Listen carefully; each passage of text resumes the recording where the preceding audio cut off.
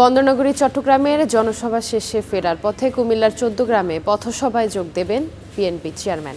সেই প্রস্তুতির খবর জানব। সেখানে আছেন সহকর্মী আব্দুল্লাহ আল মারুফ। মারুফ, মঞ্চ তৈরির কাজ কত দূর এগুলো দেখছেন, আর নেতাকর্মীরা কি বলছেন, প্রস্তুতি কেমন? সদর দক্ষিণ উপজেলার ফুলতলী মাঠে তিনি বক্তব্য রাখবেন।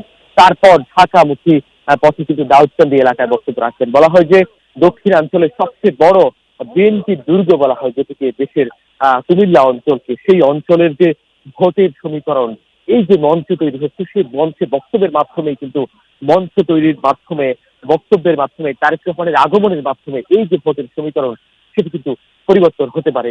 আমরা যেটি জেনেছি এই এলাকায় এসে, যে এই এলাকার যে ভোটের ভোটের মাঠের যে অবস্থা, ভোটের মাঠের যে অবস্থা, সেই অবস্থা কিন্তু একেবারেই অপরিবর্তনশীল।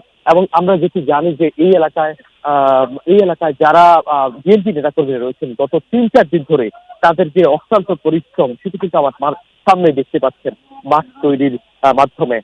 এবং আমরা যেটি জেনেছি এই এলাকায় এসে, যে এই এলাকার যারা নেতাকর্মী রয়েছেন গত ৩ থেকে ৪ দিন ধরে তারা মাঠে রাত দিন অবস্থান করছেন।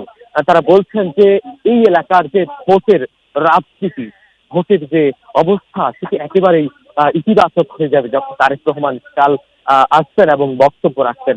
আমরা জেনেছি এর আগে ২০০১ সালে কুমিল্লার কুমিল্লা স্টেডিয়ামে তারেক রহমান এসেছিলেন, এবং তারেক রহমানের সেই আগমনের পর আজ কিন্তু প্রায় ২ যুগ পর আগামীকাল আবার তারেক রহমান আসবেন এই মাঠটিতে। এবং আমরা দেখেছি কিছুক্ষণ আগেই দক্ষিণ জেলা বিএনপির নেতাকর্মীরা এসেছেন, তার সঙ্গে যারা কুমিল্লার ১১টি আসনের প্রার্থীরা তারাও কিন্তু এই মাঠটিতে আসছেন, এবং তারা বারবার পরিদর্শন করছেন তারেক রহমানের যে নিরাপত্তা সেটি নিশ্চিত করার জন্য আইন শৃঙ্খলা বাহিনীও তৎপর দেখেছি। আমরা দেখেছি কিছুক্ষণ আগেই সিটি কর্পোরেশনের পক্ষ থেকে পুরো মাঠের আশপাশে মশক নিধনের যে কার্যক্রম সেটি পরিচালনা করা হচ্ছে।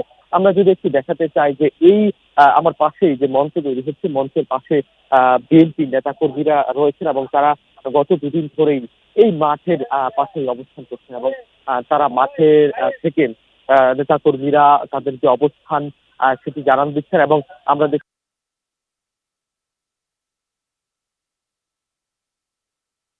যে সড়ক মহাসড়কগুলি রয়েছে সেগুলিতে কিন্তু একেবারে নিশ্চিদ্র নিরাপত্তার পাশাপাশি ব্যানার, পোস্টার, তারেক রহমানের আগমনের শুভেচ্ছা ব্যানার একেবারে ছেয়ে গেছে। তাদের অর্থাৎ বুঝে যাচ্ছে যে তাদের যে নেতা আসছেন, জাতীয়তাবাদী দলের নেতা, সেই নেতার আগমনকে ঘিরে যে সাজ সাজ রব জেলার আনাচে কানাচে কিন্তু একেবারে ছড়িয়ে পড়েছে। কুমিল্লার এই সদর দক্ষিণ উপজেলার ফুলতলী মাঠ থেকে তারেক রহমানের আগমনের সর্বশেষ খবর জানাচ্ছিলাম। আবার